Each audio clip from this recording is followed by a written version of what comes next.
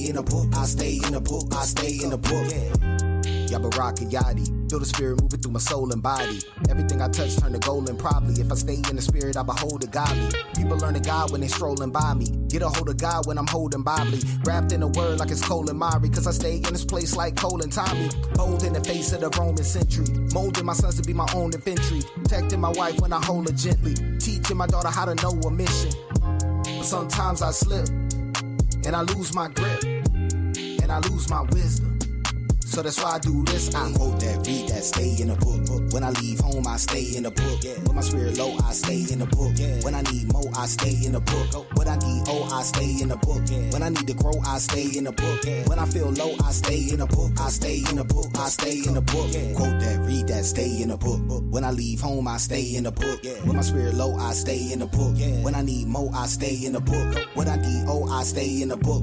When I need to grow, I stay in the book. When I feel low, I stay in the book. I stay in the book. I stay in the book.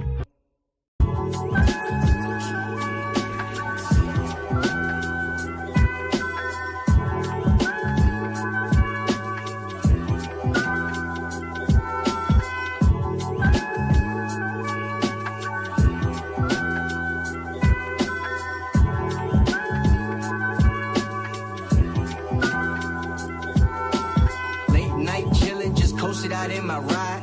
So much on my mind, just trying to catch a vibe. Thinking about my people, it seems they all blind. They thinking they know the truth, but no, not up to 12. Try. Some say we a nation that's built up on tribulation. Some say we was taken and put in this situation. I say honestly, man, it's a little bit of both. Just take it from a nigga who parents native and Haitian. White folks stole my people's land, but we gon' take it back, cause the most I put the power in our hands.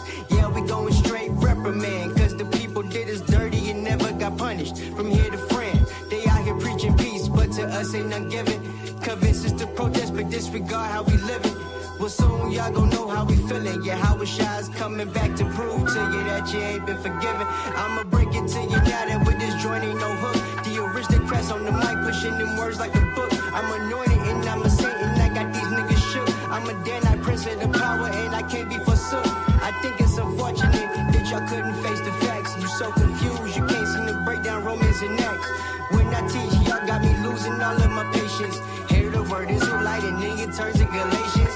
Honestly, y'all need to do some investigating. My people acknowledge but still fighting for education. Broke them shackles off of my mind and set me free. Now, Father, y'all got me thinking immortal relation. Try and wake y'all up, but you suckers being complacent. Shot that nigga in the street, but how you grew up's adjacent.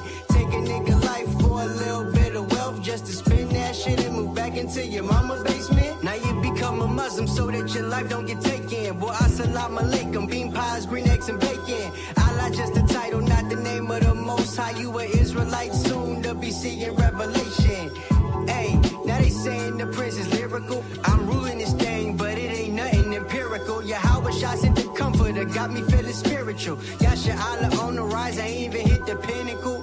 Hey, y'all know ain't too many better than I start varsity on this mic, I even got a letterman. Skills concrete solid, I ain't talking settlement. Reppin' the Anointed House, man, you know we killing it. Hey, this time around, y'all better get a ticket. This young hit a bomb like the 96 Olympics. Mess with the man of the Lord, might end up in the clinic. We taking the kingdom soon, 1 hour, 0 minutes.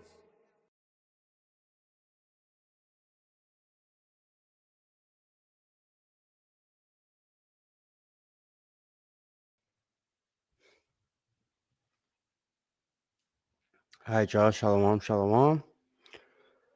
Who was this? All right. Y'all, put a 7 in the chat if you can hear me okay. If I sound good. Baba Cashapp.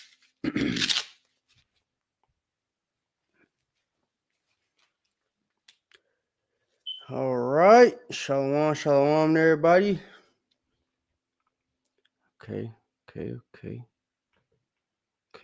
I see 7s. All right. Well, like I said, welcome to Milk Monday. I'm your brother, as usual, Captain All Your All, the aristocrat. Will be by myself today, I believe. So we're gonna try to get this over with quickly. not spend too much time. Hold on, give me 2 seconds. Like I said, if you haven't already, y'all hit the like button when you come in the building. Baba Kasha, Wata Wada, Ashar Kadash Shirak, Wa Ashar Ka'ag Shaparium. Happy New Moon and happy Feast of Trumpets. All right. So we're going to start in just a second. Let me put this one more thing up. Hold on. And I'll tell y'all why I decided to do this class. Then we're going to get into it. Where the hell is this? All right, cool. Hold on, y'all. Hold up, y'all. All right. And that should be wow. All right, cool. All right, y'all. We good to go. So, like I said, I'm your brother Captain on your all the aristocrat. As y'all know, we've done lessons on Dan before, right? Last couple of months, I should say. We've been off and on with Dan, trying to show different historical accounts and stuff like that to prove where they've been at, you know what I'm saying?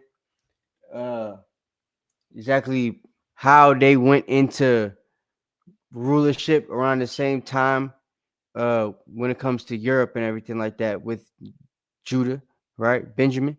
So kind of wanted to go into this. Vladamir, put a 7 in the chat if you've heard of Vladamir of Kiev before. And if you know why he's significant. Especially when it comes to Israelite teachings, right? Put a 7 in the chat if you've seen him before, heard of him, and if you know why he's important to Israelite teachings.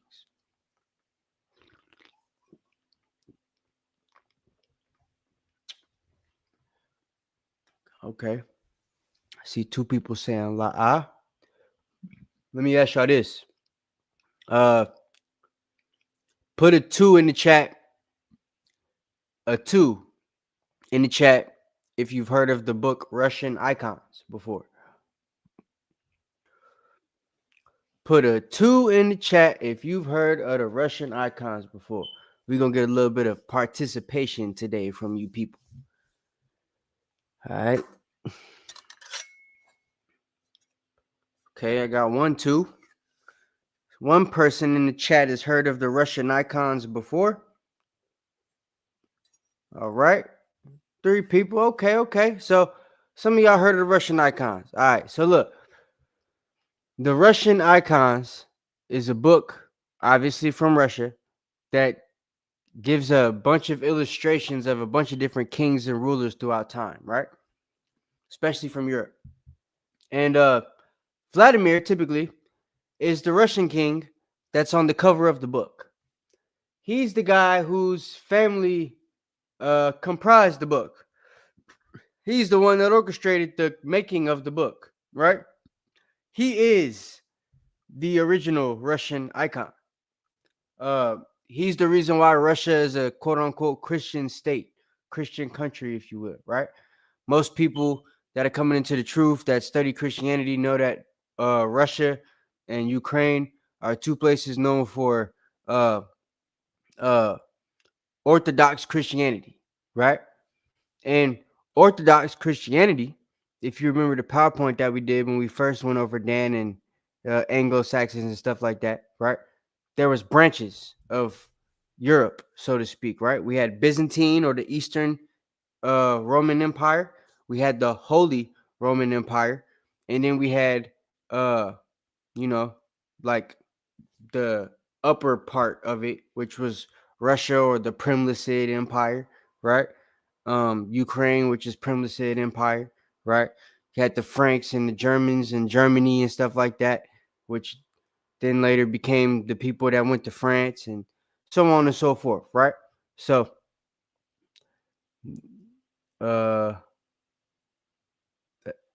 Azariah, what do you mean? Is that Vlad the same man, Cap? Is he the same man as what? Is this the same man that Dracula was coined after? No. Vlad and Dracula are two different person. Uh, they're related, but they're not the same people. Dracula's a different brother. We could talk about him later, but yeah, would technically be from the same family, like so to speak, but nah, they're not the same people, not at all. Um, Vlad the Impaler and Vladimir the Great are different people. So Vlad the Impaler would be who they call uh Dracula, right? So, and I do believe he too was a black man, but um lesson on him coming later down the line a little bit.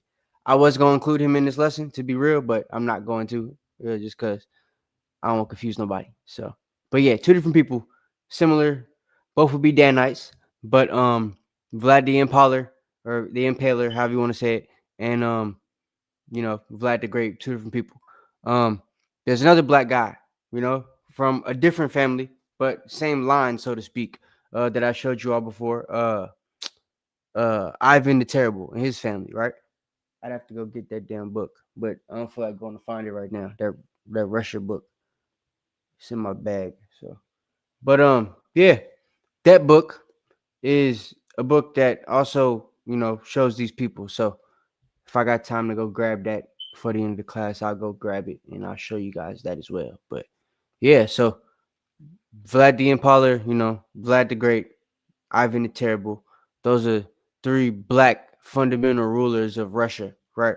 That had three black fundamental families of Russia and Ukraine.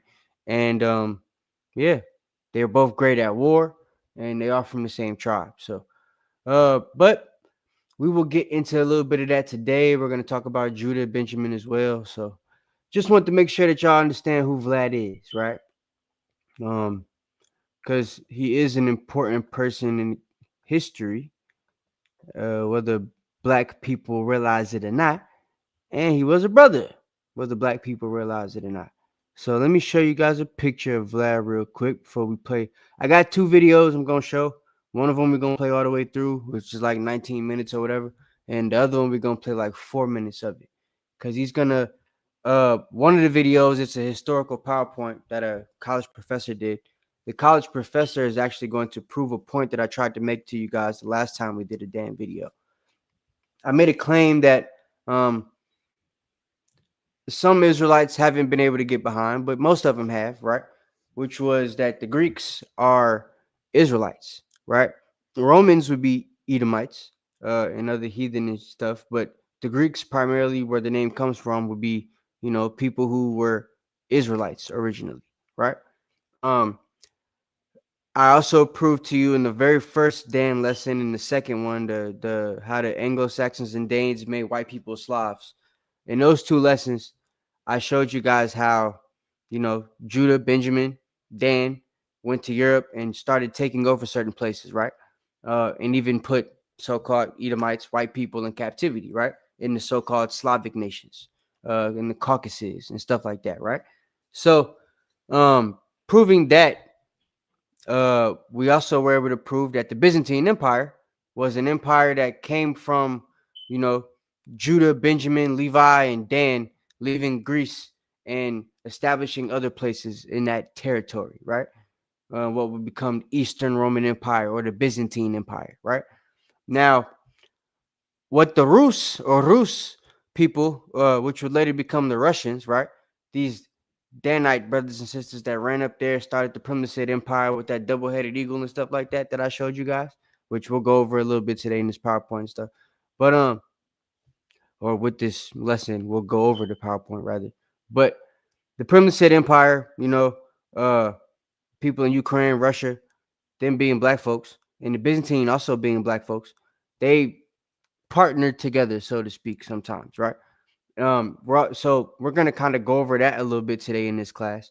You'll get to see how Judah, Benjamin, and Dan actually worked together as three different banners, but also came against each other at times too, right? So this will be an instance where you'll get to see both happen when it comes to this guy and his family. You'll also see an alliance in his family between him and Edomite. His father, who was a big time prince, the first one to unify Ukraine. He actually married a white woman, a Slavic woman. One of his, slave women was a Slavic woman. And Vladimir was supposed to be the child of, the king. I believe his name was Yugoslav, if I'm not mistaken, or Yaroslav. And so his father and this white woman, right, which they call the bastard slave woman, right, or his Vladimir was called a bastard slave child because of his mom being a slave, right?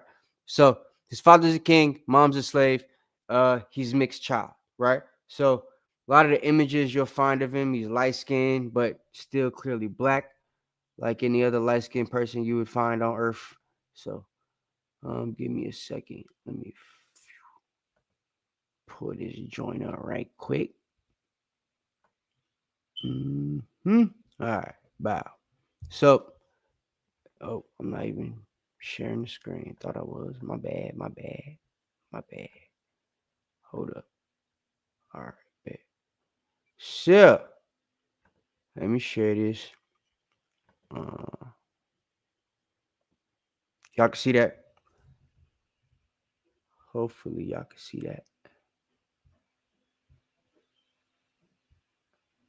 Put a 7 in the chat if y'all can see that on the screen.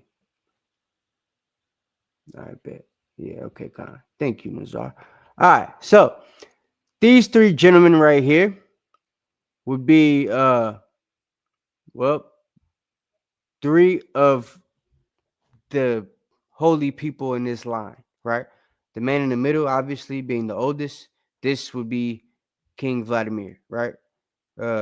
Formerly Prince Vladimir, then becomes King Vladimir the Great, you know what I'm saying? And becomes a saint. A lot of people don't know this guy, which we'll find out in this video that we're going to do. You've heard the story of King Bulan, the Jewish king, right? Of the Khazars that converts his nation to Judaism, right? Well, a couple years after this man, also a pagan, because of the people he was around and stuff like that. His mother was a devout Christian, right? Olga, and she was a queen herself, right?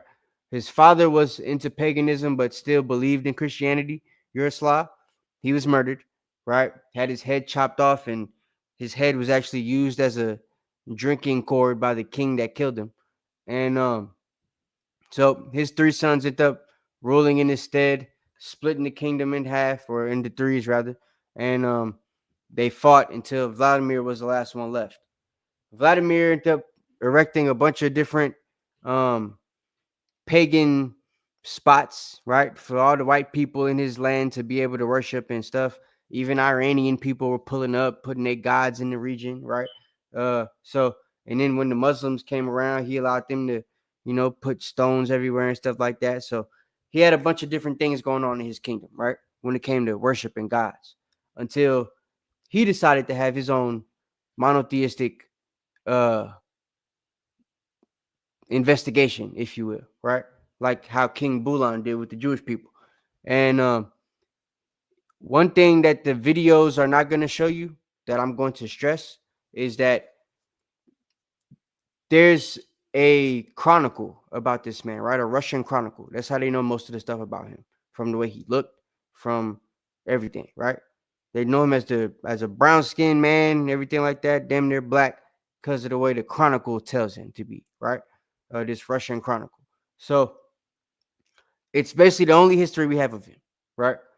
And there's a specific part about it where it starts to talk about where he looked into different religions, and it gets to the part about the Jews and the Jewish faith. For some reason, this part is very vague and it's like ripped out and not much is found on it. Whereas the rest of the chronicle, there's a whole lot of information, right? In one of the videos, we're going to hear the Kings and Generals guy say that he basically didn't find anything, intriguing about the Jewish faith. And he's going to say specifically that Vladimir asked the question to his nobleman, if we were kicked out of this land, or if the Jews are kicked out of this land, right? Kicked out of their land. If they're kicked out of their land and exiled from their property, why would we follow this model, so to speak, right? That's what the kings and generals guys say. I was able to find a document before I did this class that I can't find right now, ironically, that literally showed you what the part of that document said, where it stated that Vladimir claimed us Israelites are now in different places going by another name, and we have followed a model that did not work. So why go for this? And it said that he chose the Christian model, so to speak, that the Byzantines were pushing. Um, Not only because they were his close relatives, formerly the Jews, right? The Khazars had just become the Jewish people, right? They're pushing the Kabbalah and all that type of stuff. So he's not following them. Not to mention his father is the man that destroys the Khazars. So King Bulan loses to his father, Vladimir's dad, right? So they know who the fake Jews are because they took him out, right?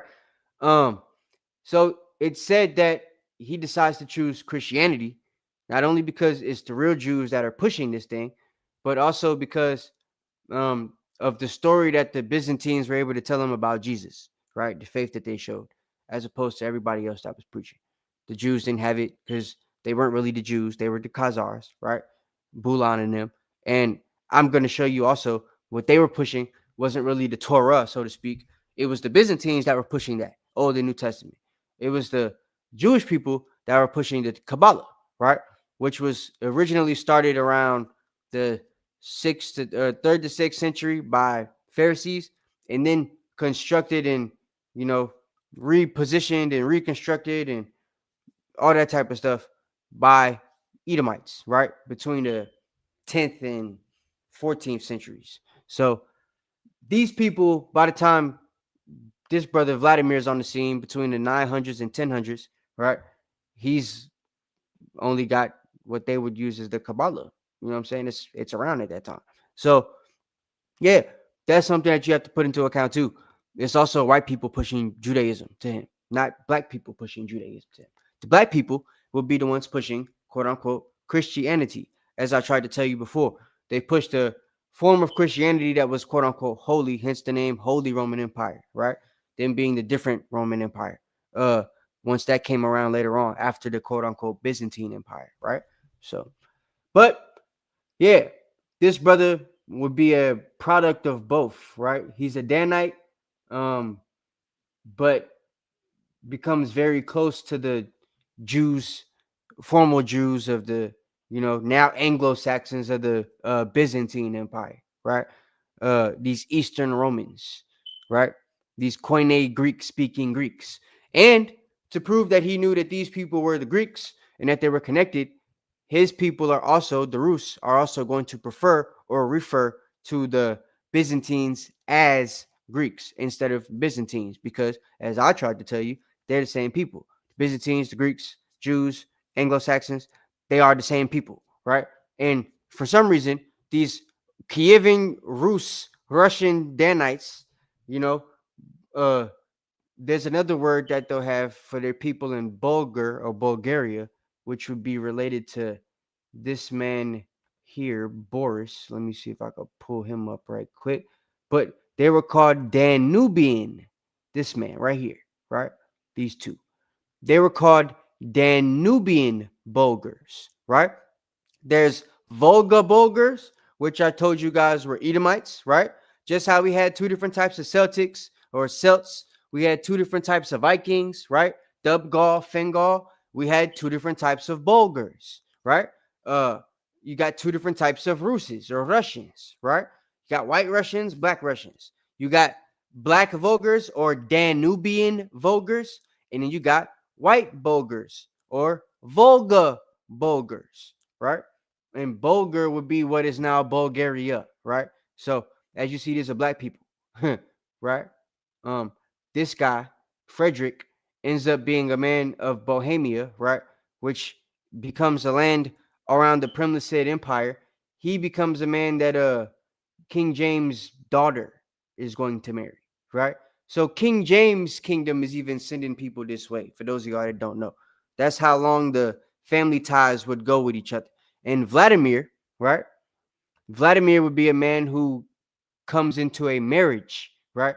A royal marriage with Queen Anna, who happens to be a sister of a king, Basil II of the Eastern Roman Empire or the Byzantine Empire. So he decides to directly marry a Jew, right? An Israelite of the southern kingdom from the tribe of Judah, right? Named Princess Anna. And that's who becomes his main wife out of his 300 wives and 800 concubines.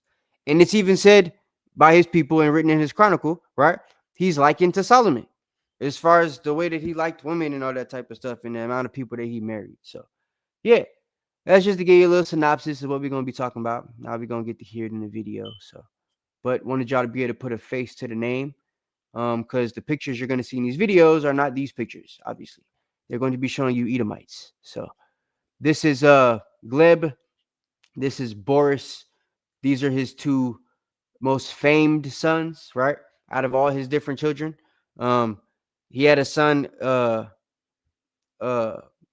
Svio, Sviotoplak, right? Or in the Russian, Sviatoplak, right? Sviatoplak. So this man was the oldest son.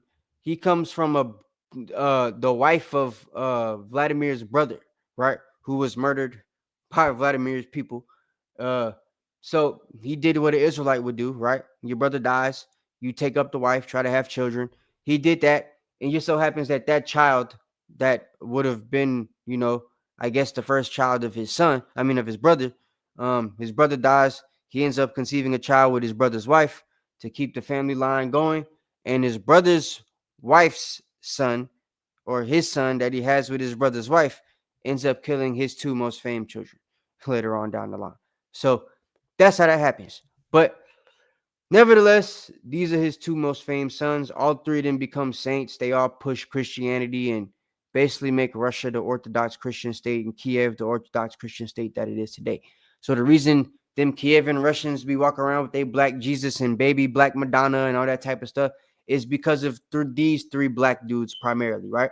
And the help of two Judites, Cyril, and I forgot the other guy's name, but we'll hear it in this video. So, but yeah, these are some more of the people from them. You got Saint Maurice, who's of the Frank dynasty, right?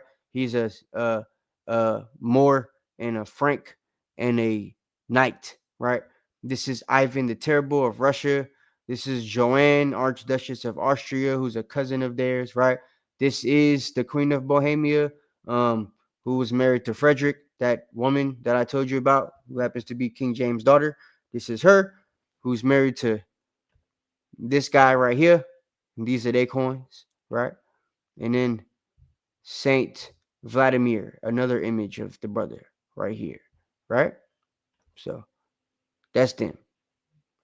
This is him younger, him old, right? So, and both of these images are from the Russian icons, right? It's like 3 or 4 different Russian icons books, so they're two different publications. Got 2 different images of him. One by himself, one with his kids. All right. So yeah, and of course you're gonna hear Frank in this video. The Franks would also be Northmen or Danites or Danes, right? Black Vikings, that primarily settled in France and England, right? Some settled in Scotland, but those that did that tended to be Benjamin primarily. So yeah, that's where we get Fergus and James people, right? These kings here, as we showed you before, which would later lean into King James. Where the hell is King James? Oh, yeah, these guys, right? Henry the Fourth, right?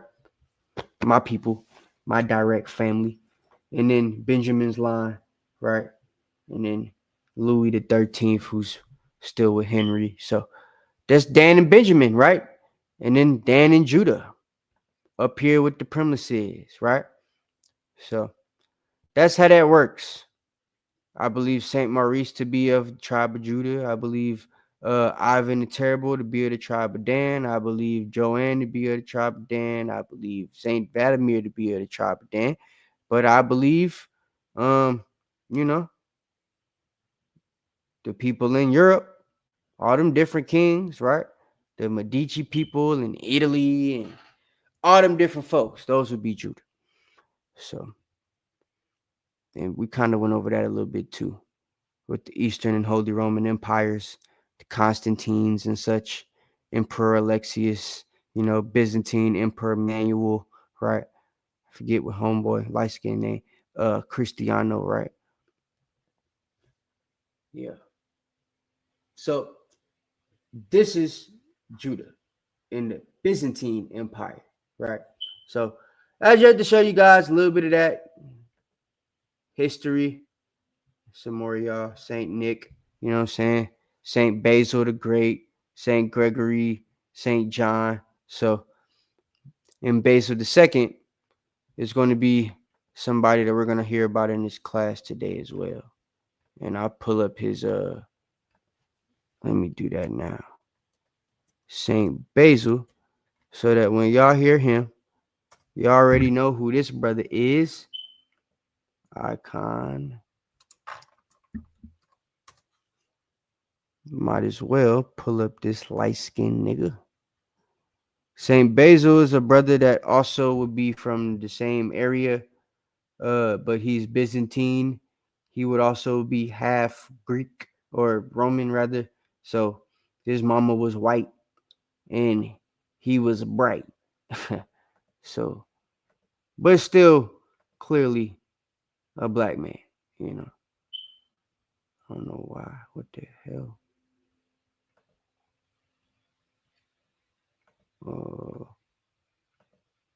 That's weird. Hold on. That wasn't what that was supposed to do.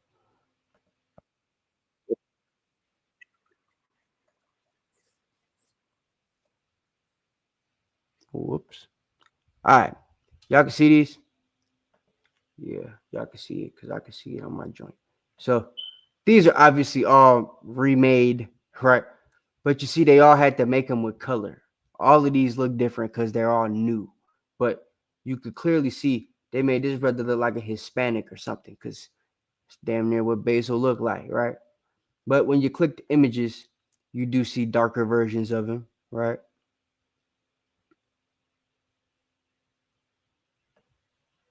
So this is Saint Basil, though. Basil II, right? Look at that one.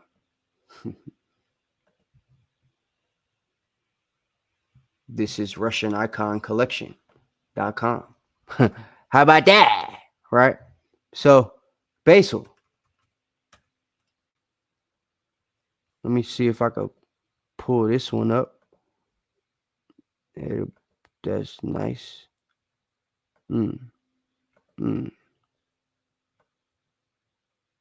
That black enough for you? Yeah. Y'all see that?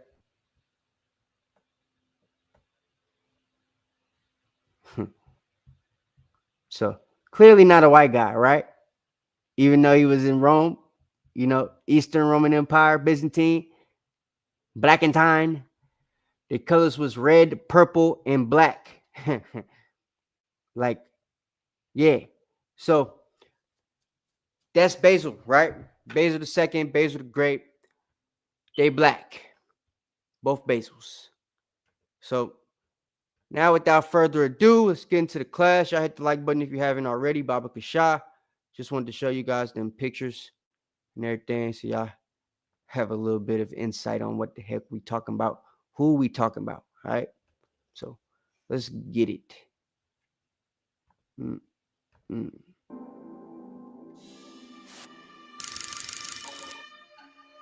The mighty Prince Sviatoslav was dead, and his skull now was. So Sviatoslav is his daddy. Obviously, the man we just saw from them Russian icons don't look like the guy they just showed us, right? But Kings and Generals is a multi-million subscriber white channel, right? historically.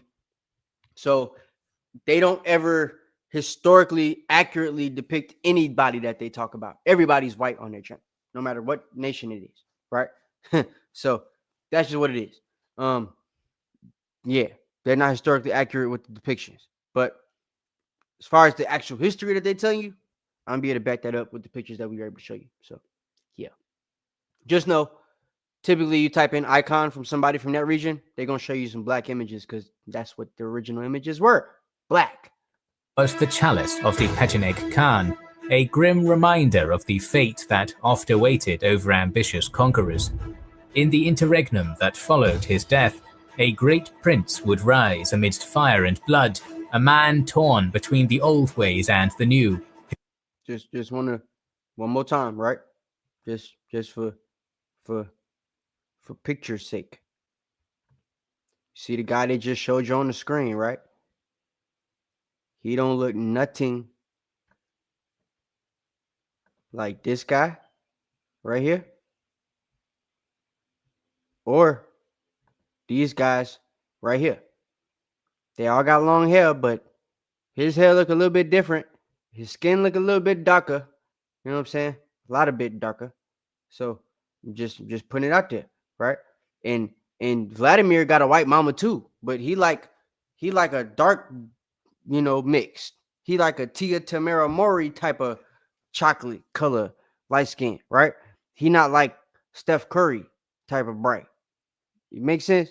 So, like, yeah, he don't really look like them people that they trying to show you on the internet. Feel me? Just want to reiterate that one more time for the class. All right. Who in time would be known as one of the greatest cultural fathers of Russian history. You know the sponsor of today's video, Magellan TV, as a documentary streaming service created and run on the heroic Soviet Magellan. Thanks to the eldest, Yaropolk, too. Upon Prince Sviatoslav's demise in 972, Rus was divided between his sons. The eldest, Yaropolk, ruled from the traditional capital of Kiev. So Yaropolk, black man. He's black. It's not a white guy. He's a black kid, right?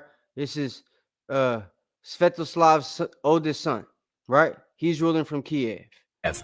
The middle child, Oleg, ruled the rich land of the Drevlians, a tribe.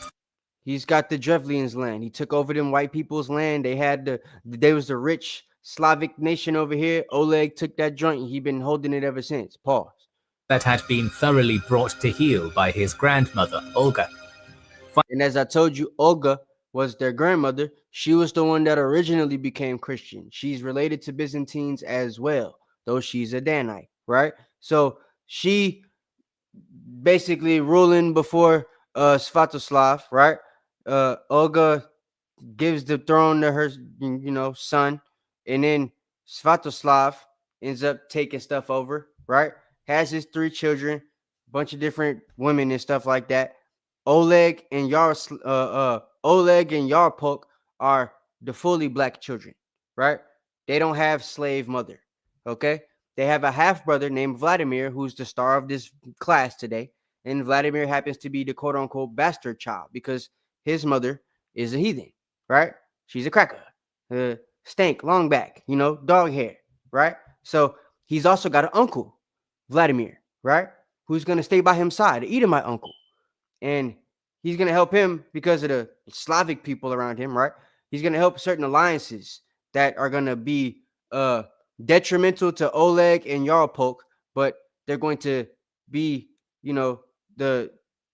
the great white hope, if you will, for lack of better words, for Vladimir, right?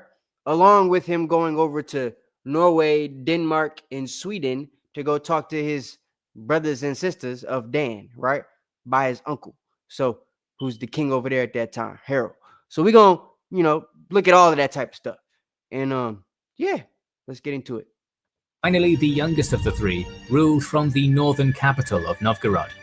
The bastard son of a slave, he was overshadowed by his 2 half-brothers, and each of them were under the influence of the lesser lords, the boyars. For instance, Vladimir's domain was administered by his maternal uncle, the ambitious Dobrynya, while So Dobrynya is a maternal uncle. This is his uncle on his mama's side, right? This is white uncle. Okay, so his daddy's dead, his mama's gone. All he got is white uncle, right? Grandma dead, white uncle, right? And then you got two black brothers, but they doing their thing. One's in Kiev, one's in Smolensk, which is like, I forget the name of the people, but the rich people, right? So they got that land. They eventually gonna end up fighting each other, Oleg and Yaropolk, and then Vladimir gonna have to do what he do, right? So check it out. Yaropolk's realm was run by one of Sviatoslav's veterans, the Norse warlord Svenalda. So Svetoslav is a Norse warlord. So this is a straight Danite, straight Dane, straight Viking, right? As you're gonna see, some of them are still in Kiev and Rus without, changing their name to Kiev. So some of them are going straight back and forth from like, Denmark, Norway to Russia, like back and forth. And Svenalder ends up being one of those people. This is also a brother. This is a black man, right?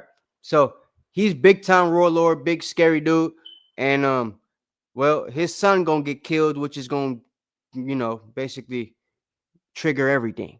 So everything happens because they killed his son. With three puppeteered by ambitious men, the Kievan state was a powder keg just waiting to be lit. According to legend, that spark came sometime in 974, when the son of Svenalda, Lyut, wandered into the lands of the Drevlians on a hunting trip, and was discovered by Oleg, who demanded to know who had the nerve to poach game from his forest. Lyut introduced himself as the son of Svenalda, and was promptly executed by Oleg. We can assume this was done at the behest of his own scheming boyars. So they're saying Oleg probably isn't the one that killed them, but the boyars, which is the Edomites that Oleg is over, right? The rich people, right? He's running Edomites in the territory. They see the little black dude, yo, who this black guy? You know what I'm saying? What you doing over here in Oleg's land? Like Oleg's the black guy running these white people. So they like, yo, what the hell? We're like, who's this? You know what I'm saying? So he tells them, I'm Svenelda's son. White people don't like Svenelda because Svenelda's a Dane, right? They're Finn. If you look back at the map, if it's going, you got the Lithuanians over here, you got Kiev, you got Hungary. When they get into a different part of this map, you're gonna start to see names like Finn and stuff like that. So you'll see the different ethnicities, ethnic groups, if you will, in the area, right? And later on, I'm gonna show you something Google, because a lot of black people got this misconception that Russia's always been white. But during this time period specifically is when Russia was, I'm not gonna say a melting pot because the like languages weren't different and stuff, but as far as ethnics and cultures, it's ethnically diverse as any place else on earth right now in 2025 at this time.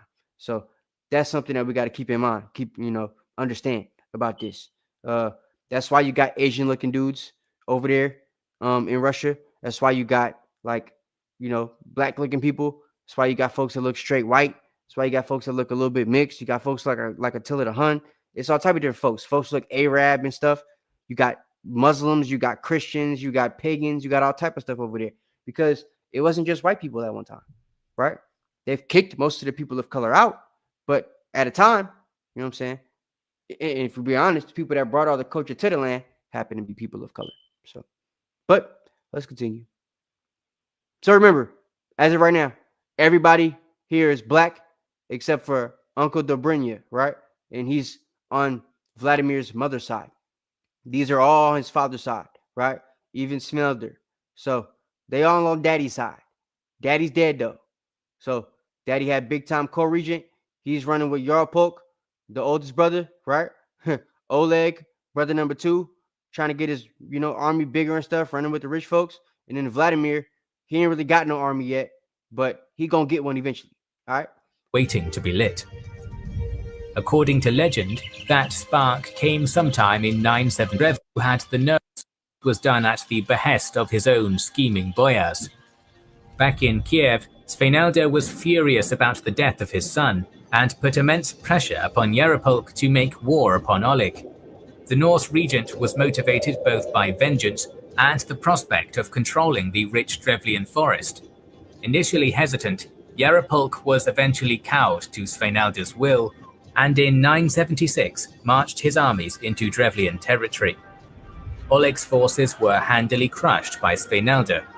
The prince fled with his army to the town of Ovruch, where in a frantic panic they trampled one another to get over the narrow drawbridge and So Ruch is a place where they had to have a narrow drawbridge in order to get into the city. There's like big, long, damn, you know, stretch of water on each side, and the water's mixed with mud. So you got horses. It's like quicksand, damn near. You sinking in it, can't get out of it. The weight of the horses is making them sink even faster. And because it's like muddy water, you can't breathe if you go under it. So you end up dying. You end up drowning. You can't get out of it, right? Unless you got help getting drugged from it.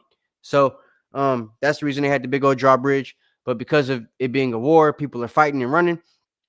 Oleg's whole army is trying to get over the drawbridge with their horses, and a lot of them are falling over and stuff. So Oleg unfortunately gets trampled over in the, commotion, falls off his horse, and ends up getting thrown into the water on the side, the muddy water, and ends up drowning. And that's how he dies. So, yeah. behind the safety of the town walls. Yarapulk and Svenalda arrived a day later and demanded that Ovruch surrender Prince Oleg. Instead, the townsfolk pointed to their external moat. It was revealed that in the panic, Oleg, like many of his men, had been pushed off the drawbridge, where he had drowned in the muddy waters below. So they was like, yo, y'all bring out Oleg and let us talk. You know what I'm saying? We'll let you guys live and everything be straight. And they was like, yo, Oleg dead. He in there. They point to the water and, they're going to drag him out. According to legend, Yarapulk ordered his brother's corpse to be dragged from the mire and laid atop a clean rug.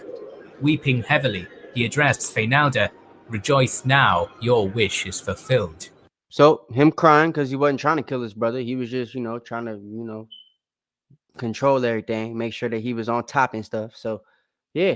But brother wasn't supposed to die. So once he realized his brother died after this crap, he tells Svenelder, who's the one that really wanted the revenge because his son was killed, like, yo, rejoice now, your wish is fulfilled. So basically, ain't this what you wanted? Be happy. Like, look, you got what you wanted. But he's crying and stuff. So it was like sarcastic, right? In Novgorod, Prince Vladimir received the news of what had transpired. Advised that Yarapulk would likely attack him next, he fled to Norway to seek refuge with his relative, King Håkon Sigurdsson. So Håkon Sigurdsson, also black man, right? As I told you, Denmark, Norway, Sweden were still run by us. Here's the Finns, right? These people are the same folks, the Fingal, right? Them other Vikings, the Estonians, right? Novgorod, all them folks. They just move on, mosey on over here, right? To where we at.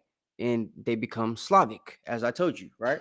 When we did the Anglo-Saxons and Danes made white people Slavs. So that's how that happens. So we're mixed in with white people in this region.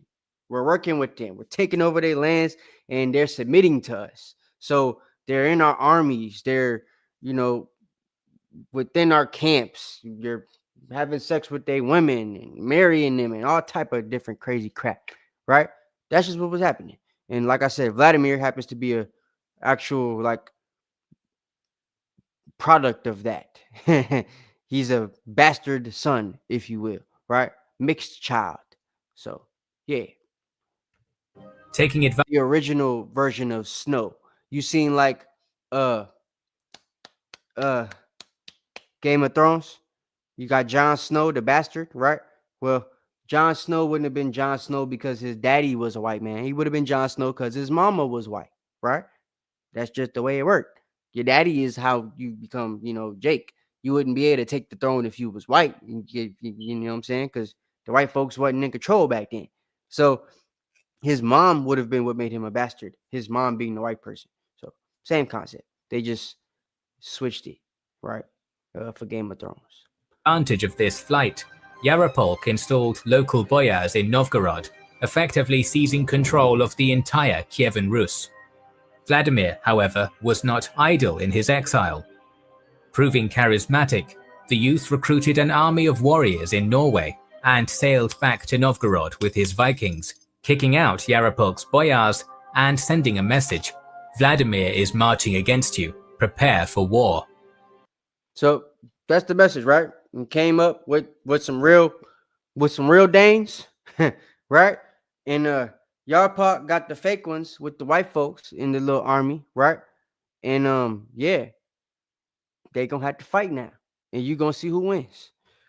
Before his southward march, Vladimir wanted to secure an alliance with the powerful Rangvald, the Viking ruler of the Polotsk tribe, who Rangvald of the Polotsk tribe happens to be a mix Finnish and Dane, right?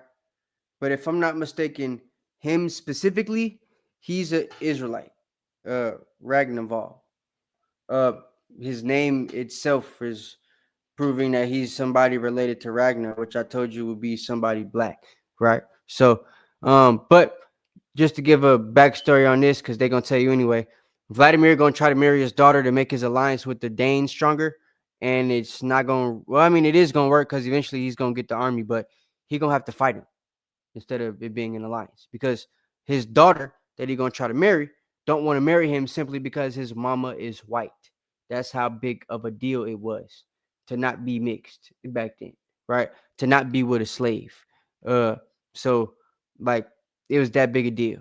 To where like princesses wouldn't want to mess with you if you wasn't full-blooded black man, king, right? Ruler. So if you had a little bit of Slav in you, she wasn't trying to deal with it. And that's what happened to Vladimir. He ended up getting real pissed off and killing everybody. So lived in modern Belarus. The prince sought a marriage with Rangvald's daughter, Ragnhild, but was rebuked with disgust, as the latter claimed that she would never marry the bastard son of a slave. This rejection infuriated Vladimir and his uncle Dobrynya, whose sister was the very slave in question. So again, Dobrynya, white man. So he's like, oh, haha, you talking about my sister? You got issue with white folks? So yeah, Dobrynya got mad, sent the army up there with him, right? So you got white Slavs plus actual Dane, Viking, Norsemen straight from Denmark, Norway. Yeah, they ain't stand a chance. You know what I'm saying? You gotta remember, these Danes from Norway, this is the same period where they're going and pillaging, you know, the Anglo-Saxons in England, Scotland, Wales. This is when 900s is when all the pillages started with the Danes, right? The main ones. So they're like this unstoppable force at this time. This is right before William the Conqueror takes over, you know, France that I showed you. The big boat with all the black guys and stuff. This is a couple, like 15 years before that. Them guys are all still alive that jumped on that boat. They just fighting in Norway to get on the boat at this time. So it's the same time period, same people that are fighting, right? So the Danes are like, for lack of better words, they're the most powerful army on the planet right now at this time for Europe, right? And he got a bunch of them. He just took straight from Norway that he's bringing to Kiev, Russia, to fight against Slavs. So it ain't gonna be fair. The prince gathered his Viking mercenaries and all of the Slavic tribes of the north, conquered Polotsk, slew Rangvald, and took Ragnhild by right of conquest. So he still took the girl, right? And again, this ain't no girl with blonde hair. This is a black woman that he took. She didn't want to marry him because his mama white. She's like, yo, I don't want no light-skinned kid. What the hell? You got curly hair and stuff. Like, what? I want the poof, you know, like, and he wasn't having it. So he said, I'm gonna kill your daddy and take you anyway, and that's what happened. So Vladimir then commenced his southwards campaign upon Yaropolk. His army soon overran the tribes of the south, forcing the Prince of Kiev to flee to the town of Rozhniak, pursued doggedly by his vengeful younger brother. On June 11th of 978, Yaropolk gave up the fight, emerging from the city gates to make peace with his brother. Instead, he was cut down by Vladimir's Norse soldiers. The interregnum was over, and Vladimir now entered Kiev as the Grand Prince of Rus. So big brother comes outside, Yaropolk. Let me go talk to my little brother. We're gonna end it. We're gonna be good. You know what I'm saying? I'm gonna become a co-regent or something. And Vladimir said, ha, you killed Oleg. Oleg was the middle child. So Oleg and Vladimir real cool. You know what I'm saying? You got the oldest, the middle, and Vladimir. Oleg is the middle child. Oleg drowns. It's all because of, you know, Yorpok feeding into Svad Splinter, whatever that nigga name is, right? The guy with the S. So he ends up feeding into his stuff after his son dies, right? And then damn, that's what happens. So now Vladimir ends up killing Yaropolk, and he becomes the king of Rus. So now he's got nobody to fight against on his side as far as his family's concerned. So that whole unified territory that they showed you, the Kievan Rus, it goes from Yaropolk to him just simultaneously right away, overnight. Vladimir chose to commemorate his triumph over his older brother by reinforcing polytheism in his realm, uniting his followers by erecting not only Slavic, but also Norse, Finnic, and even Iranian gods on the hilltop above Kiev. Now you gotta remember, Dan is known for what? Idolatry, right? From the book of Judges to the book of Kings to now. So, yeah, he's gonna go from mass paganism, mass idolatry to mass monotheism. You know what I'm saying? In a span of 30 years. So watch the change. He goes from Vladimir the Great to Saint Vladimir, right? And when they put Saint in front of your name, it's to say that you were this great Christian king, right? He died a saint, but when he first became prince, right, he's this big time pagan. Reportedly, the new Grand Prince was the archetypal heathen warlord. He feasted and feuded freely, while indulging in the company of 5 wives and over 800 concubines, many of whom he'd seized forcefully and enslaved. He was, like I said in the Chronicles, they would liken him to Solomon when it came to the amount of wives that he had and the way that he let his wives control him and stuff like that, which is probably why what you're about to hear is going to come up. Because they don't know if the story that you're about to hear in a second is actually real or if it's something that was just written by different enemies of his. So listen. was even known to engage in bloody rituals involving human sacrifice. Whether this portrait of a ruthless barbarian king is true, or the biased invention of later Christian chroniclers, we may never know.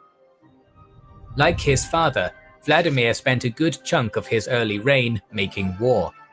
In 981, his army seized much of Red Ruthenia, forming a borderland between the Rus and the powerful Piast kings of Poland. This would be the first conflict of significance between the Proto-Russians and their Western Slavic cousins, but as many are So Proto-Russians, Western Slavic cousins, right? You got the Danube River, you got the Dnieper, you got the Don is going to be over here. And remember the Danube, the Dnieper, the Don, and Dan Nestor, right? The 4 rivers. 4 rivers Dan used to travel through Europe, right? And they take you through Poland, Hungary, Bulgaria, Kiev, Russia, the Baltics, and all that stuff, right? So this is all land that black people were ruling, contrary to what people know about it now, right? aware, far from the last. In the following years, Vladimir would suppress rebellions of his subject tribes, the Viatici and the Radomitians. The Vedatici, Vedamintians, those are Edomites, Edomite Slavic nations. He's going to take those over, make them subservient. He then turned his armies eastwards to the Volga Bulgars, defeating. Remember, there's Volga Bulgars and Danubian Bulgars. Danubian Bulgars are Danubian. Danites, brown Danite people, right? Nubian is a Greek word, right? Noboi, which goes to the people of Nuba, which settled in Egypt in like 4 CE, 4 AD, whatever, right? So 4 centuries after Christ. So like those people were brown skinned. The reason they were called Danubian Bulgars instead of the Volga Bulgars, and they put a separation between the two, is because one group of Bulgars was cracker, one group was blacker, right? And the blacker group was Danubian. They were Danites, right? So Volga Bulgars were the first Bulgars he went against. He didn't go against the Danubian ones. They actually were allies of his, right? But the Bulgars he decided to go against were the white ones, the Volga, right? Them in battle and making them subservient to him. Still somewhat under the influence of his uncle, Vladimir had grown into a ruler to be reckoned with. Yet throughout his early successes, the spectre of faith hung over him. We must now jump back in time and So you gotta remember, right? It is our spirit that bear witness that we are the sons of the Most High. Even though this man felt like he had to be a pagan to, keep control of the nation, he kept being, you know, intrigued with monotheism, specifically when it came to the Bible. And like I told you, only reason he didn't choose Judaism, or quote unquote what they call Judaism, is because it was white people pushing it to him from the Khazar state, not actual Jews. He knew that the real Israelites weren't in their land and were exiled from their land. So he knew the people pushing Judaism at the time weren't the real Jews, correct? So was no reason for him to go for that. Yeah. And like I said, the Kabbalah is full-fledged spread at this time. So that's also what they were probably pushing because they're the ones that created it, right? Them Khazars, right? So yeah. Well, I'm not gonna say created it, but they the ones that created most of it, right? Reorchestrated, redocumented it, repurposed it, and added to it. So discuss the spread of monotheism in the East. The conversion of Olga in the 950s had been the Rus people's first. Olga's his grandmother, right? So she was converted in the 950s, but we're in the 980s right now, 981, right? So like 30 years afterwards, he's a pagan. So what grandma was going through kind of pushed it in there, but it didn't stay with him. But the foundation allowed him to kind of remember what was going on, and then he caught back onto the stories later on as the priest that he had came and explained it to him. Real introduction to Christianity. And again, Olga's not a white woman. Olga is a sister, right? However, the influence of the monotheistic faiths had been making gains in the states surrounding Rus for decades before that. Your grandma that was real strong, had the big hands, real like she could slap the crap out of you, throw that shoe at you, hit you right in the forehead. Like that was Olga. But she was like a warrior queen. So she this old black lady that could wield a sword. And she was killing niggas. You know what I'm saying? And crackers. And Arabs and Asians, everybody. So she was the warrior queen for a little bit till she dies. And then her son takes over. Her son ends up being the father of these people, right? Yaroslav. And then here we have the three brothers. And then Vladimir. So the Latins and Greeks of the the Slavic state, that's the white folks, right? They got their little Slavic thing. You got the Frankish and Byzantine empires, along with the Frankish and Byzantine empires, as I told you, right? Them Franks, right, of France, which are a mix of Judah, Benjamin, Dan, right? You got the Byzantine, Benjamin, Judah, and then you got later on Holy Roman Empire, which is going to be on the west side, right? Benjamin, Judah. So we all is here. Muslims of the Persianized Abbasid Caliphate. You even got our cousins Ishmael all the way over here. Were wealthy, powerful bearers of noble cultural legacies. And then when we got kicked out of the land, right, completely, you got Islam takes a little bit more over, which is why now in the land in 2025, in these same regions, whether it be Kiev, Russia, Ukraine, Bulgaria, the steppe, you might run into Christians, you might run into devout Muslims, right? You never know. It's because them two religions, so to speak, had real fights up here in this area, and certain places took to certain things and certain places took the other ones. So that's just how it went. But as you see, it's all Dan, Judah, and everything right now at this time. So as such, formerly animist and pagan peoples from Central Europe to the Eastern Steppe began converting to their monotheistic faiths to earn themselves a legitimate place in the political world of these economic and cultural heavyweights. The Khazars had been among the first to follow this trend. Before their destruction at the hands of they were Tingri, then they decide, let's pick something that's going to be, something we can actually make money off of. They choose Judaism. Of Prince Sviatoslav, their ruling elite had adopted Judaism. Sviatoslav, or Yaroslav, whatever you want to call him, right? The daddy, he ends up killing them, right? Taking them out, bolaning them right after they switch to Judaism. So Remember when we did the Dan and Anglo-Saxons and Danes made white people Slavs video? We talked about how the Primitive Empire ended up taking out the Khazars, right? And then they end up moving down and becoming Jews again from, like I said, the Khazar state. But that also is because of the knowledge, like I said, that homeboy is gonna have, that the real Jews ain't even in their land right now.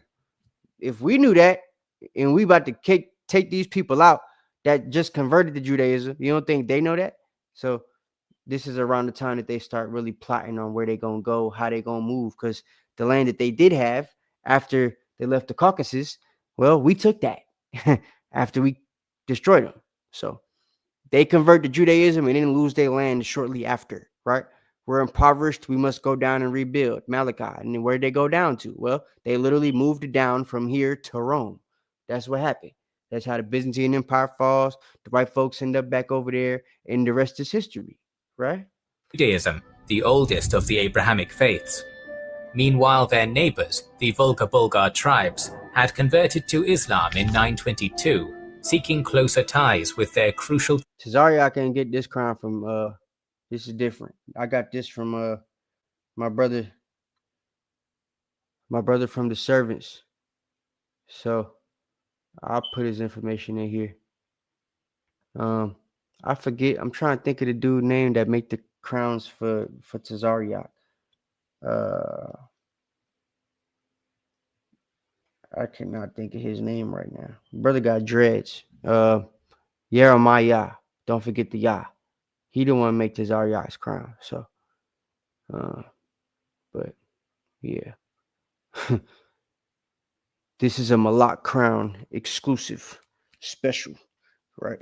Malak crowns from the servants over in Alabama. That's who makes my stuff. So, and my flat crowns like this one is also made by the servants, priest Yaquatas over in DC.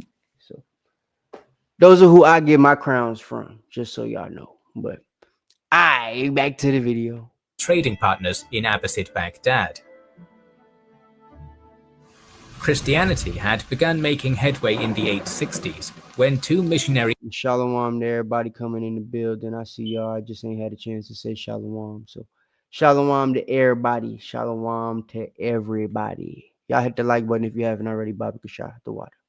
Brothers, Cyril and Methodius, set out from their native Byzantium to spread the Orthodox. Cyril and Methodius. All right. So Cyril and Methodius helped Vladimir a lot because they end up pushing this to the Bulgars, right? The Danubian Bulgars and the people of the Czechoslovakia and Hungary and all them people, right? They end up becoming Christian, which then helps Vladimir like, yo, my cousin's over there doing it. Boris and they're there, you know what I'm saying? They all in it. So let me see what they're talking about. And it's all because of these two Judites that leave the Byzantine Empire and go on their little mission trip, right? And they woke up a lot of people, even made a language and everything. So it was dope. Christian rite to the Slavic peoples. They traveled to the And again, they not white. These are two brothers. Stop the cap. lands of Great Moravia, where they learned the local Western Slavic language and created for it a written script based on Greek letters, known as a written script based off Greek letters. Why? Because everybody spoke Greek. Yep. Whoa. Using their new alphabet as a cornerstone, they standardized many Western Slavic dialects into Old Church Slavonic, which became the new liturgical language. Now able to attend church services in a tongue familiar to them, the Western Slavs were Christianized. The Catholic rite eventually prevailed in Moravia, but Slavonic Christianity found success elsewhere. The Danube River, and these are called what? Bulgars had converted to Greek Orthodoxy found success elsewhere. The Danubian Bulgars had Danubian Bulgars, right? So you got Volga Bulgars, Cracker Bulgars, Danubian Bulgars, Blacker Bulgars, right? So that's what we're dealing with. Both of them speak Greek because we had Koine Greek. They had Latin. They take Koine Greek, teach us Latin. We take over Septimius Severus, Persinius, Niger, and all of them people, right? And then we take Latin away, abolish that as a language, and teach them Koine Greek again, right? So now at this time, Greek is a language once again. You feel me? Everybody's speaking Greek. And we're even using Greek to make other languages like, Gaelic and Slavic, right? So yeah, Russian. So yeah. Converted to Greek Orthodox Christianity in 864, but didn't want to become too culturally dependent on their longtime Byzantine rivals. As a result, they welcomed the disciples of Cyril and Methodius into their lands, adopting the Slavonic church tongue over Byzantine Greek as the official language of their people, which is one of the reasons why arguably Turkic And you see, Byzantine language was Byzantine Greek, right? Bulgarians speak a Slavic tongue today. Furthermore, the Bulgars streamlined the unwieldy Gagalitic into something easier. And one more time, just for the sake of pictures, just for pictures' sake, right? Let me show you what them Bulgarian, Danubian Bulgars would look like. This day king right here, man. Big Boris, right? Boris the First of Bulgaria, also known as Boris Mihail or Michael. Boris Michael, my Negro. Huh? Okay, so yeah, that's him, right? The Knaz or prince of the first Bulgarian Empire. So it's his line that's ruling in Bulgaria, the Danubian Bulgars, right? His godfather is a Byzantine Emperor Michael III, right? So yeah, we was all friends, we was all family, you know what I'm saying? That's how it is. But just to show y'all, that's what it do over there too. So the Bulgars was still black and blue. All right, let's stop. Here we go. Cyrillic alphabet, named posthumously after Cyril. Prince Vladimir was slowly realizing that when his grandmother Olga had converted decades earlier, it had not been an admission of weakness, but an act of cunning. So he's realizing Grandma Olga wasn't no stupid woman that was converting to try to be friends with the Byzantines for money. This is what we're supposed to be doing. Right? As in following the Bible. He gonna catch on, right? He gonna catch on. Spears bearing witness, right? War brought glory to the Rus, but trade and commerce was the lifeblood of the realm. The princes of Kiev had maintained trade relations with their neighbors, but in order to deepen their ties with the wealthiest realms of Eurasia, they needed monotheism. All right. So you needed monotheism at this time in order to be considered, a player at the game. Like now, the United Nations is a table set off power, right? Well, at this time, the way you joined the United Nations wasn't by or the version of the United Nations at that time, I'll say, because there wasn't no such thing back then. But the way you would join that version of the United Nations at that time period in the 9, 10, 1200s, right? Wasn't by having a petition that you write to Europe or something, or to Great Britain or something like that, or to America, quote unquote, right? Nah, none of that existed. What you would do was, well, you'd make a monotheistic religion, and then you would campaign, your nation's strength based off your God and a religion that you serve. If there were other countries that served the same God and religion as you, y'all automatically become partners in crime, right? So you automatically join their network, whatever that might be, however big it might be. If you share religion, you're joined in, right? That's how it worked. That's why when the Muslims became the Muslims and they spread as fast as they did, because everybody that they took over via war had to naturally join the network. So the network got bigger and bigger and bigger until they are who they are now, right? Same thing with Christianity. Only we were the ones spreading the Christianity at first, not them. So the original crusades were crusades, but nevertheless, wasn't them pushing them, it was us, right? In a less harmful way, like how you saw Methodius and Cyril doing it, right? They didn't go up there to the Slavic nations from the Byzantine places with guns and pitchforks and knives in an army with a fake picture of Jesus. No, they went up there with a big ass cross with no picture of nobody, and they taught the actual Bible. That's literally how they got people converted. So The conversion process was different with the Crusades when we was in charge versus when the crackers was in charge of them, but they were Crusades nevertheless. Once more, it is Nestor's chronicle which tells us the legend of Vladimir's conversion. In 987, the Grand Prince had envoys sent to learn about Judaism, Islam, Latin Christianity, and Greek Christianity. Now, for this part, I'm going to pause it because I want y'all to get the story like y'all did with King Bulan and them from that book, The 13th Tribe, where it tell you how the Jewish people converted, right? Well, you're going to see a Danite now convert from paganism to basically Israelite. He just can't convert to Judaism because the Khazars have already taken it by this time. Bulan already took it, right? And as I tried to explain to y'all before, contrary to Israelite belief, it wasn't Israelite black people going to teach the Khazars. Those were white folks too. We had already been exiled the land long before that, right? The Judeans that were living in Judea at that time weren't us. They were former Romans. Remember? Idumeans.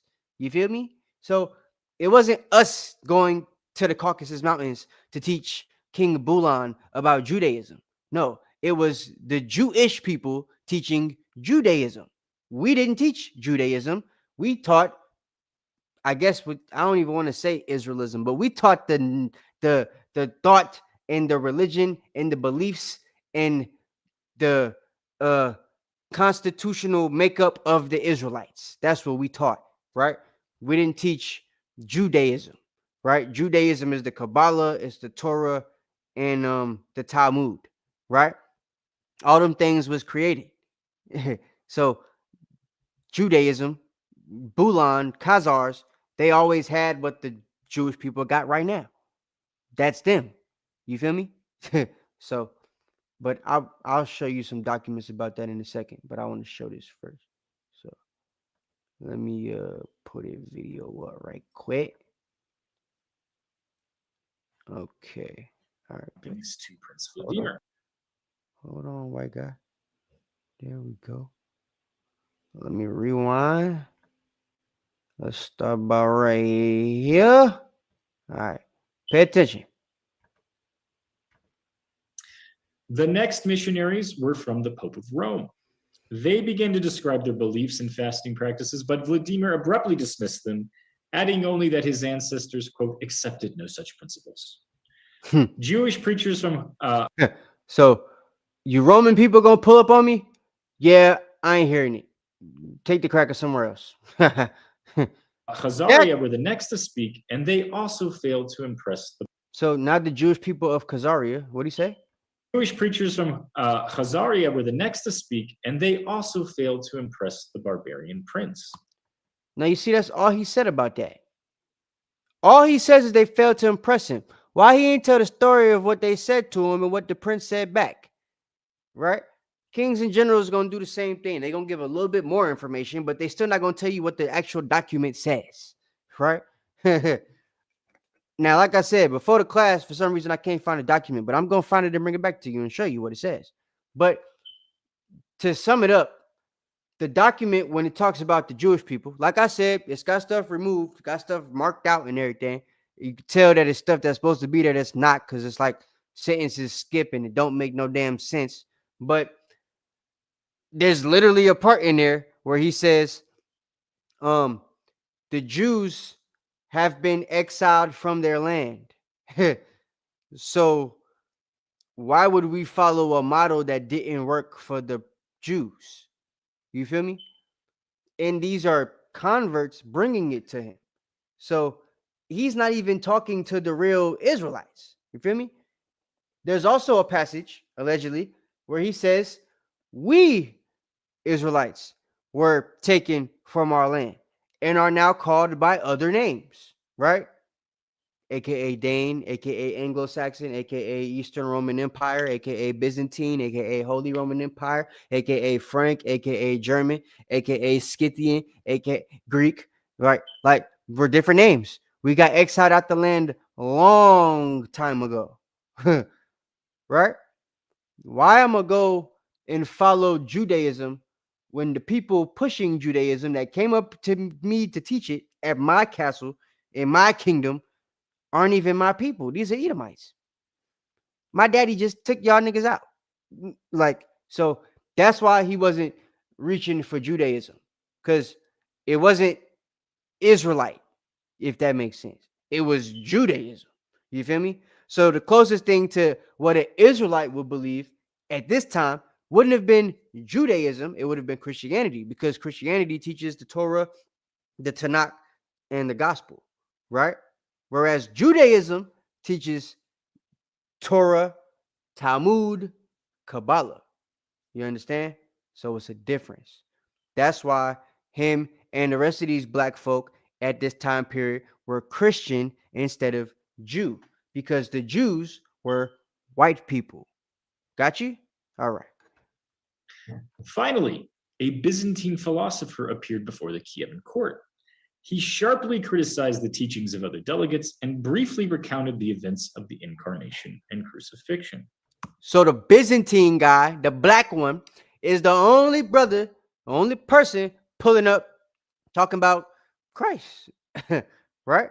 Now watch Vladimir, because remember, his grandma Olga, she a Christian, devout Christian, big time, big mama, grandma, you know what I'm saying? Sit your behind down on Sunday type grandma, because paganism and everything. The Council of Nicaea 325, we at 907. They definitely doing Sunday worship, right? But yeah, so big Olga, she big Sunday, big mama, right? So Vladimir understands. So this is what he says. At this point in the story, Vladimir interrupts him and says, "Why did God come down to earth and accept such a passion?"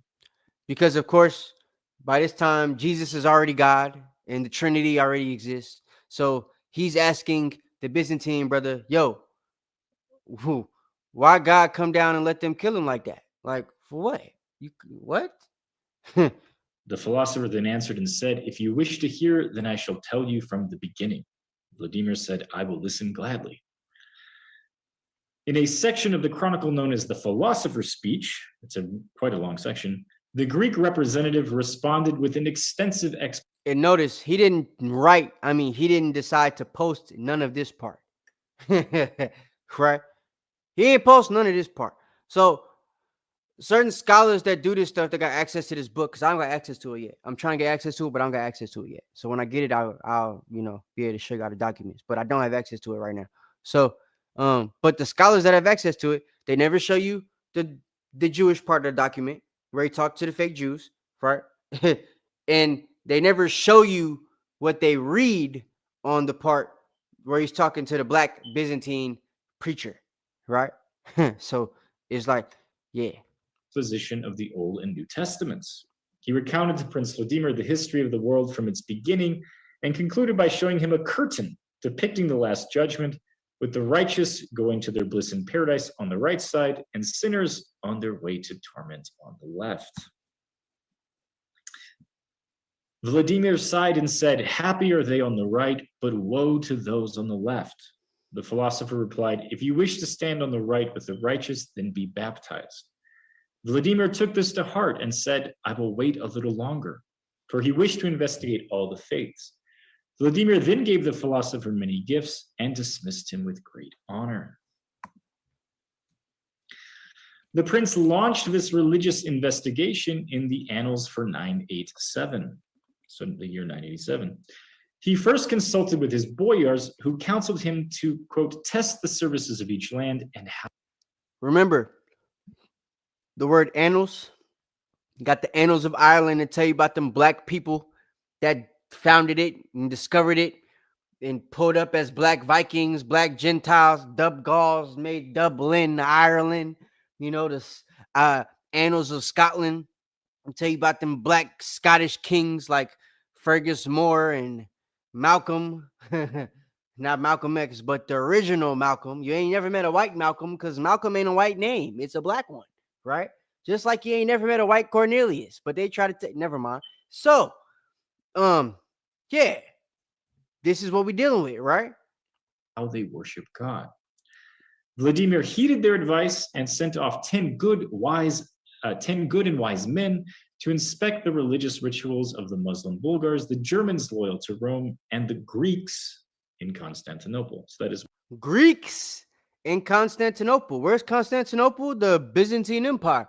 Why is he calling the Byzantine Greeks? Because everybody except some Israelites in this community apparently seem to know that them black people in the Byzantine Eastern Empire were the Greeks. They aren't Roman, because the Romans were not Israelites. The Greeks were. Greek and Israelite are synonymous historically, contrary to duck monkey Israelite community belief. what the Rus called the Byzantines Greeks. Little called the Byzantines Greeks. Greeks in Constantinople. So that is what the Rus called the Byzantines Greeks. One more time. In Constantinople. So that is what the Rus called the Byzantines Greeks. Okay. Little attention is given in the chronicles of the first two expeditions, but the third is described in sumptuous detail.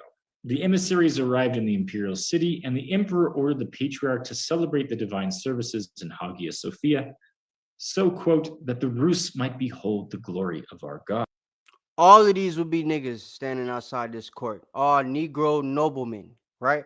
Of Kievan Rus in the Byzantine, Bulgarian, Hungarian, Czechoslovakian, Polish Empire, aka Primlicid, right? Two black eagles, right? One for Dan, one for Judah, right? Both in the book of Genesis, given the lion, the whelping lion, if you will, right, as a sign, because they both will be in leadership, right? That's what the lion is significant of. People tell you Dan got absorbed, Dan don't exist no more, but there was a whole ruling power the same time y'all was ruling. So if y'all didn't get destroyed and observed and or absorbed, how the hell did it happen to Dan? Right? There's all type of typos in the King James version, right?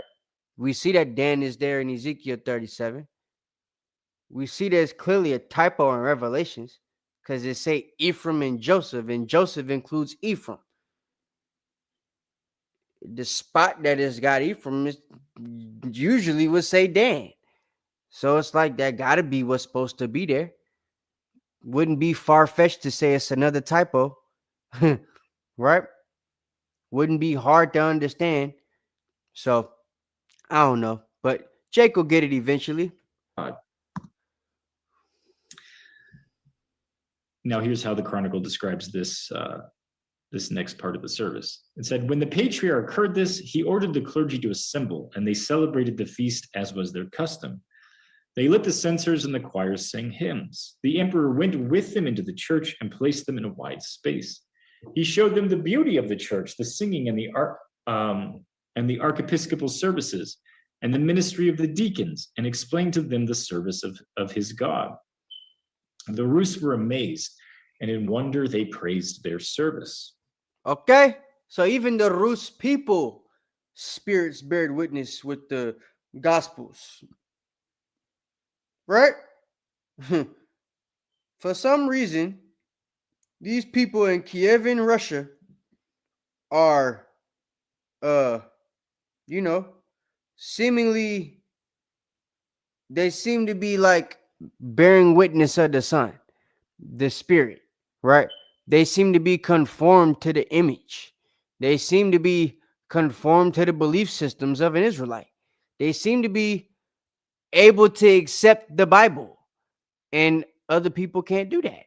So, like, it's just, hard to say that they wouldn't be who we're saying that they are, especially since that's one of the requirements, right? Your spirit's supposed to bear witness, and clearly theirs did. So, just wanted to show you that part and to put the emphasis on the fact that the Greeks and the Byzantines are the same people. Because some people was like, yo, Eliel just be saying stuff. Yeah, duck monkey. The emissaries. Whoop. Wrong video. My bad. My bad. All right. Here we go.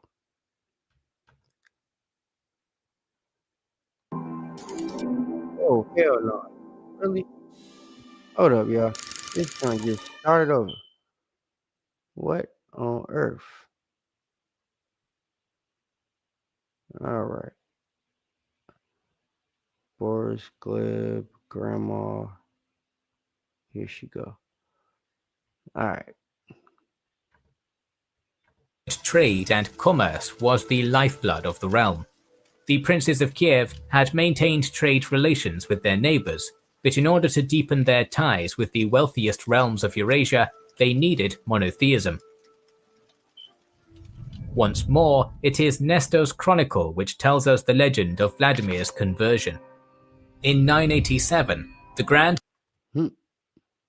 My bad. people exiled oppression either, as rather be a model to follow. All right, here we go. Pithily asking why are people Vladimir was unimpressed by Judaism, pithily asking why a people exiled from their homeland could be a model to follow. See how he gave significantly more information than the other person, but still was extremely vague on what what the conversation was with the Jewish people. It's because they don't want to give you the real facts on what he said with them for some odd reason, right? So it's like the amount of hiding that they do to try to hide certain things that people did when they came into contact with them fake Jews when they was trying to convert people and stuff is crazy, bro. But you know, you see it for yourself, right? Two historical channels, both talking about the same topic, and neither one of you giving the answer to this one specific part, the Jewish part.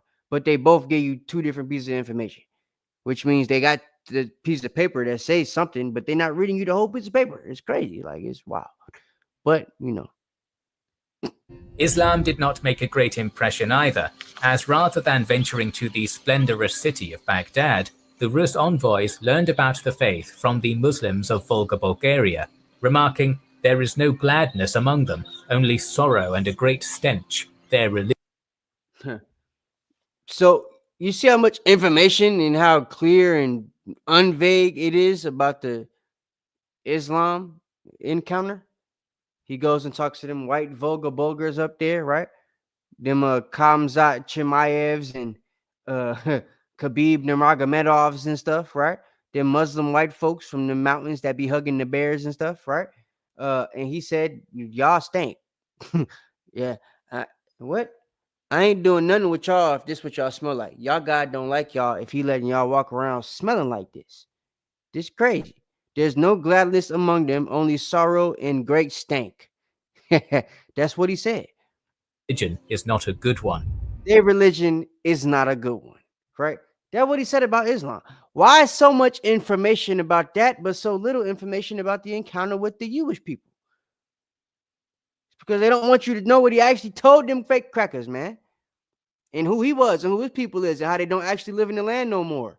How they're being called by different names, right? He surely couldn't be talking about the Jewish Khazars.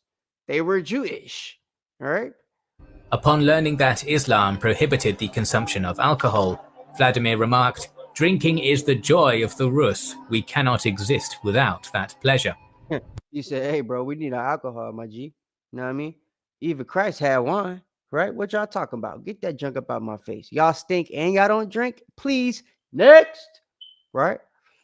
Meanwhile, the Rus emissaries who had traveled to the western lands of the Franks proclaimed that their churches were unimpressive and their Latin rites were without beauty. He boo-booing on his own people now. You got Judah and Dan together over there with them Franks. They making BS buildings in France and Germany and stuff in the Rhineland. It's all cold and mucky looking and stuff. He like, nah, bro, this ain't it. Y'all need to be making stuff all nice and elegant like the Byzantine people down south. This ain't it. You just look like Ohio or something. No offense. You know what I'm saying? He just, it's like Miami and Ohio. What you want? You know what I'm saying? That's like it's Ohio, you know, and Miami. He decided to go to Miami, you know, Byzantine. That's, hey. Only in the Eastern Roman Empire did the envoys find joy. In Constantinople, they bore witness to the full splendor of Orthodox ritual within the opulence of the Hagia Sophia. See, the opulence of the Hagia Sophia, the opulence of Miami Beach versus factories and cornfields in Ohio. Like it's not the same. So he chose what he chose. Niggas' eyes get big, and they see the bright lights and Lamborghinis and Ferraris and horses and long back white women. That's what he saw, and you don't get that in Ohio. Upon their return, they said to their prince, "We no longer knew whether we were in heaven or on earth, nor such beauty, and we know not how to tell of it." Vladimir was sold upon the path of Byzantine Christianity. He said, "Hey, they got money over here, and they believe in Jesus. They got one God. And if I ever wanted to take over, I could take their money and still believe in one God because they believe in Jesus. So I think we should stay in Miami." That's what he was saying. It was a political play, right? Kill two birds with one stone. You deal with people that got bread. They related to you, Byzantines, right? And they trying to keep the Bible now for the first time. Like, yeah, let's do it, right? That's what happened. So that's it. And the future of the Rus peoples was decided. Despite these colorful anecdotes, the real reason for Vladimir's choice was most likely a matter of pragmatism. Of the lands his envoys went to, Eastern Rome was the closest and richest, and furthermore, the expeditions of Igor and Oleg had already secured them a working, if rocky, relationship with the Greeks. Therefore, and when he says Greeks, he's not talking about people in Greece. He's talking about the Byzantines, with these people, the people in the place with the opulence that they're looking at, with the big old buildings and everything. They got a good relationship with these folks because they're already working with them, right? So it only makes sense. Vladimir stood to gain more politically and economically by choosing Eastern Orthodox Christianity over Eastern Orthodox Christianity, which is what Russia and Kiev is, comes from the Byzantine Empire. That's why Russia and Vladimir walk around with the Russian icon book. He always pulling out pictures of Black Jesus because we was the people that made them pictures. People, hello, it was us, right? The guy Vladimir got his name from is a nigga. That's who the class is about. Okay? Vladimir mama ain't named him after Vladimir the Impaler. He didn't go by Vladimir. His name was Vlad. Like the nigga, Vlad TV, right? Only that Vlad is white. Dracula was black. But regardless of the fact, and he didn't really drink blood. That wasn't true. But both Vlads, right, are black. So if we're being honest, Vladimir a black name too. So yeah, if y'all want, y'all could do it. I'm just saying. I ain't gonna do it. But if y'all want, name your kids Vladimir. Islam, Judaism, or the Latin Rite. The Grand Prince was still a warrior at heart and wanted to convert on his own terms. I was joking. Don't name your kids Vladimir. That's an ugly ass name. But yeah. No offense to anybody named Vladimir. That's ugly. To that end, he marched southwards with his army and took the Byzantine city of Chersonesus on the tip of the Crimea. From that position of power, he made a bold offer to Byzantine Emperor Basil II. "I have learned that you have an unmarried sister. If you will not give her to me, I shall do to Constantinople the very same as with Chersonesus." So basically, hey, y'all got money? I want an alliance. You got a sister, right? Yes. She ain't got no man, right? Yes. Give her to me. And I'll be sure to leave y'all be. And you brothers and sisters over there in good old Constantinople could keep it. And I'll go right back up to the north where I'm from. Know what I mean? I'll go back to Michigan. Y'all can stay in Atlanta. Let's just call it even. You give me my bread and we, that's that. And, well, Basil said here. All right. Basil, once again, let me show you this good old Judite brother.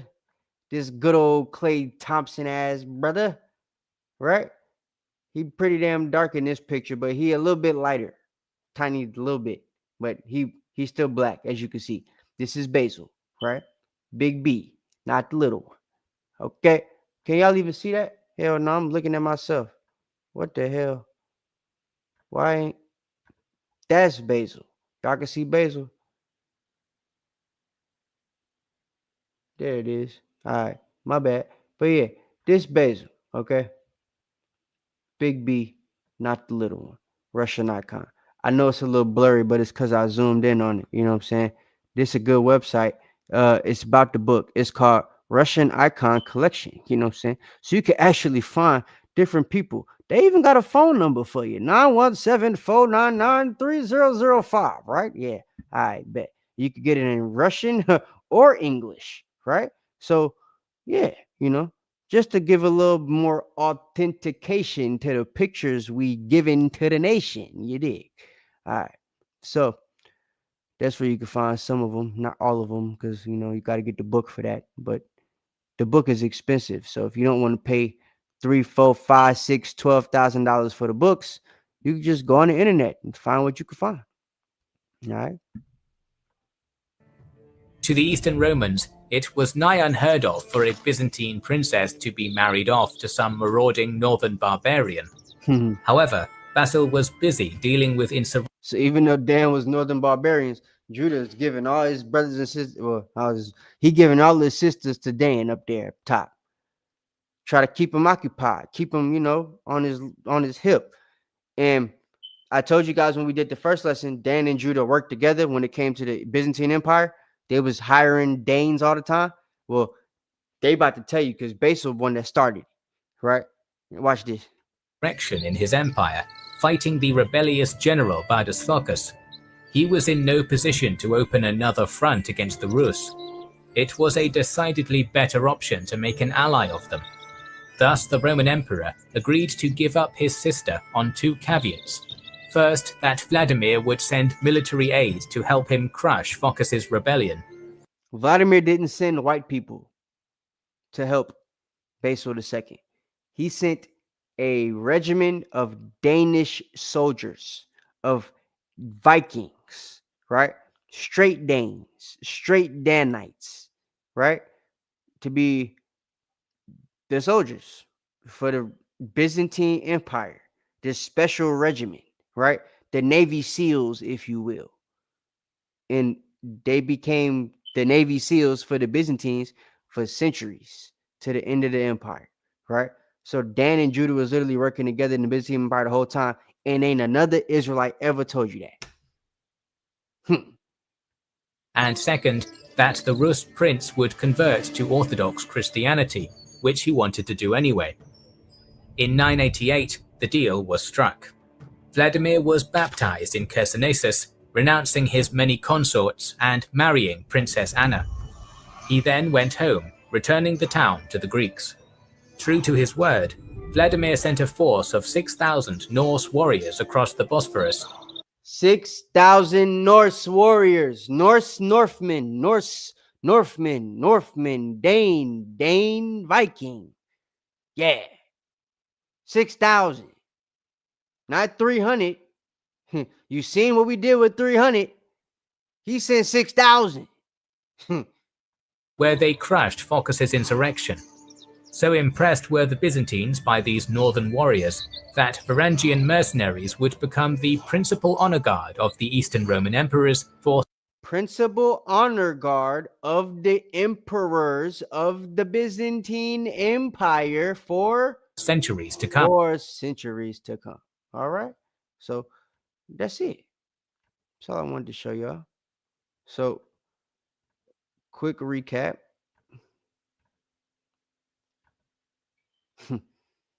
Bulgars, Primlicid, right? Kievan Rus founders. A Russian icon of Saint Vladimir and his sons, the Passion Bearers, Saint Boris and Saint Gleb, right? Passion Bearers, because passion is another word for like the martyr, if you will, right? Like that movie that they made with that bald white guy, The Passion of the Christ. It's supposed to tell you how bad Christ's life was and everything and put a highlight on that part of it. That's the like That's like a synonymous way that they used the word passion in Christianity back then. His sons being the passion bearers, they shared in the martyrship with Christ, so to speak, because they was killed by their brother, right? As they teach Christ was killed by his, which you really killed by the Romans. Just the Jews, allowed to sacrifice, laid hands on them because it was something that had to be done, But nevertheless, hope y'all understood the lesson. Primitive rulers, as you see, are definitely black people. So, contrary to popular belief, the people that were running Russia, Kiev, Ukraine, Hungary, Bulgaria, Czechoslovakia, Czech, uh, you know, England, Russia, Rome, France, Judea, Egypt, they was niggas. So, we have to be honest about this stuff at some point. People aren't honest typically, This William the Conqueror, 1066. So Vladimir dies in 1015, right? So after he dies, some of them brothers move to Germany, and then from Germany, they go to France, right? And then from France, they go to England, and the rest is history, right?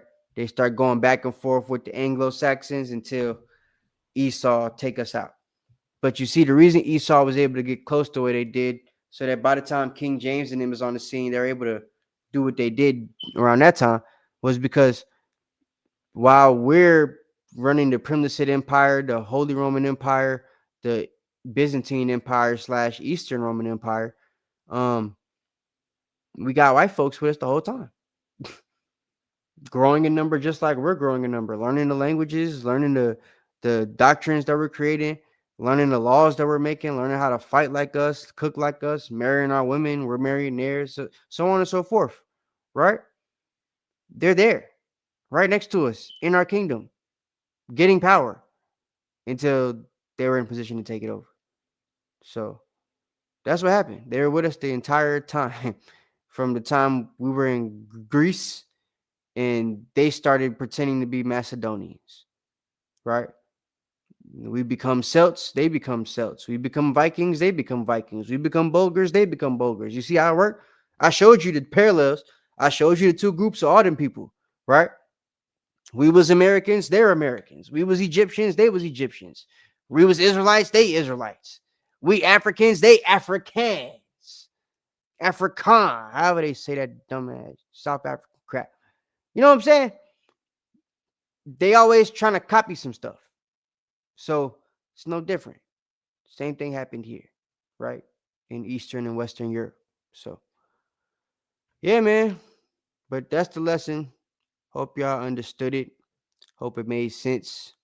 You know what I'm saying? But yeah, these are Danites, Danes, right? Primitive Empire. A mix of both, but it only had one ruling family. You know what I'm saying? And that ruling family happened to be of the tribe of Dan. So that's that, man. All right. So, like I said, hope y'all enjoyed the lesson. If y'all got any questions, put them in the chat. I'll answer them. If you don't, I'll see you next week. Don't know what we're going to teach yet, but y'all will find out when the class starts. All right. So, y'all stay tuned for the other classes we got throughout the week. Also, one more thing. I'm probably going to start my channel soon again. So, y'all just be on the lookout for that. A couple of my videos going to be moved on there, and I'll be doing more like commentary stuff, going into more history things. So if y'all are interested in that, y'all know where to find the channel at. So yeah, I'll make sure I put that information out there when it's time. So with that, hope y'all enjoy the rest of y'all night, enjoy y'all week, and I'll see y'all next time. Shalom.